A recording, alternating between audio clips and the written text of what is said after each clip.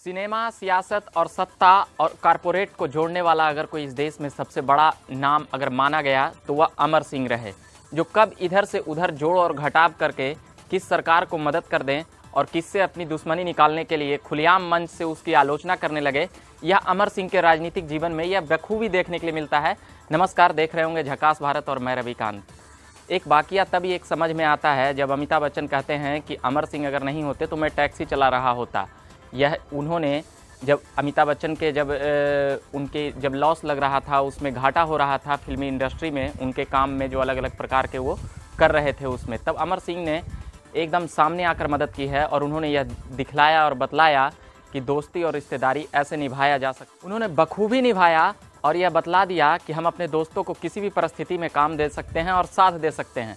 वही वाकया मुलायम सिंह यादव के वक्त भी देखने के लिए मिलता है और मुलायम सिंह का भी कहना था कि अमर सिंह नहीं होते तो हम जेल में होते।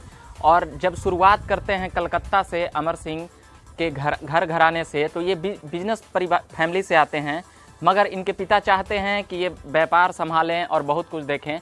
मगर 18 साल के बाद इन्हें, जब ये 18 साल के होते हैं तो इन्हें घर छोड़ना पड़ता है या कहें घर से निकाल दिया जाता है, इनके कुछ हरकतों और इनके कई तौर तरीके के वजह से।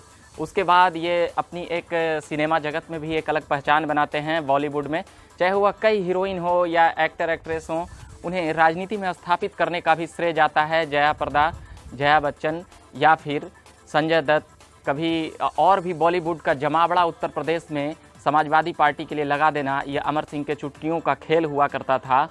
और दौर इतना बदल गया, कभी उसके बाद जिस पार्टी ने अमर सिंह को 3 बार राज्यसभा सांसद बनाया, उसके बाद उसे छोड़ते हुए अमर सिंह को कोई बहुत देर नहीं लगा और खुलेआम फिर मुलायम सिंह यादव के खिलाफ होते हैं और नई पार्टी बनाते हैं और फिर अखिलेश यादव के खिलाफ भी चुनाव लड़ते हैं।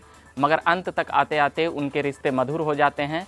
खुलेआम मुलायम सिंह यादव के खिलाफ कई बार ये कह चुके हैं और यह बता चुके हैं, मगर मुलायम सिंह यादव ने कभी इनके बारे में कभी कुछ नहीं कहा। वैसे राजनीति में इनके कई दोस्त बने, उसमें माघव राज सिंधिया का भी नाम सबसे ऊपर आता है। जब शुरुआती दिनों में यह साथ हुआ करते थे, ऐसा कहना था और बताना था कि लंदन हम दोनों छुट्टियां साथ में मनाने जाते हैं, तो समझ सकते हैं कितने बड़े बड़े नेताओं के साथ इनका उठना बैठना था। और केवल फिल्मी जगत नहीं, कारपोरेट जगत से लेकर के राजनीतिक हस्तियों से लेकर के तमाम तरह के। जब एक वाकया यह देखने के लिए मिलता है, जब प्रधानमंत्री नरेंद्र मोदी बिजनेस मैन के बीच में जब बैठक होते रहता है, उस सभा में, भरी सभा में वह कह देते हैं कि चाहे कोई कितना भी बड़ा बिजनेसमैन क्यों न हो, वह अमर सिंह से छुपा हुआ नाम नहीं है। कहिए तो कुंडली सारे अमर सिंह लेकर बैठे हुए हैं, निकाल दे सकते हैं। तो ये सभी बातें अमर सिंह को दिखलाने और बतलाने के लिए काफ़ी है कि अमर सिंह की पहुंच और रसूख कहाँ पर थी। बॉलीवुड में चाहे कोई भी फिल्मी कलाकार हो या कोई भी डायरेक्टर प्रोड्यूसर हो, वो अमर सिंह को फ़ोन घुमाने से तुरंत घुमा देते थे, जिसकी दोस्ती या पहुँच रहती थी अमर सिंह से कि हमें यहाँ पर इस प्रशासन की तरफ से या इस नेता की तरफ से दिक्कत हो रहा है, और अमर सिंह की चुटकियां बजते ही कई चीज़ें सोल्व हो जाया करती थी।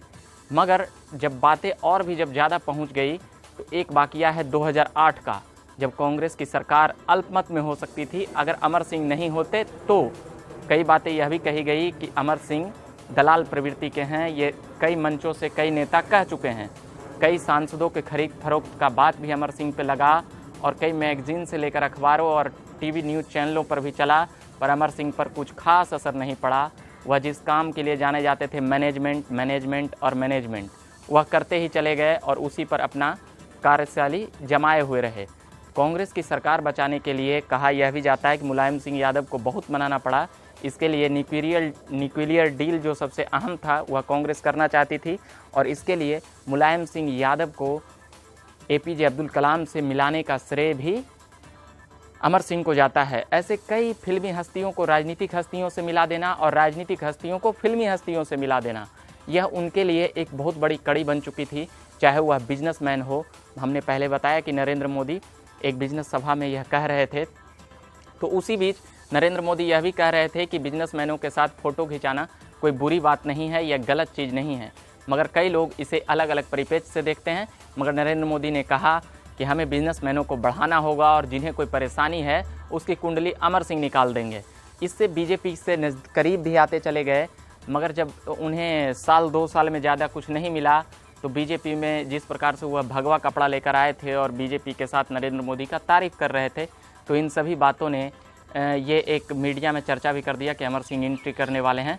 मगर अमर सिंह की शुरुआत कांग्रेस से हुई और सपा में वह स्थापित नेता रहे। एक समय तूती बोलती थी, तमाम टिकट बंटवारे में उनकी ही चलती थी। मगर फिर बाकिया इतना ख़राब हुआ कि चाहे वह आजम खान हो या राज बब्बर हो, उनकी दुश्मनी जगजाहिर थी।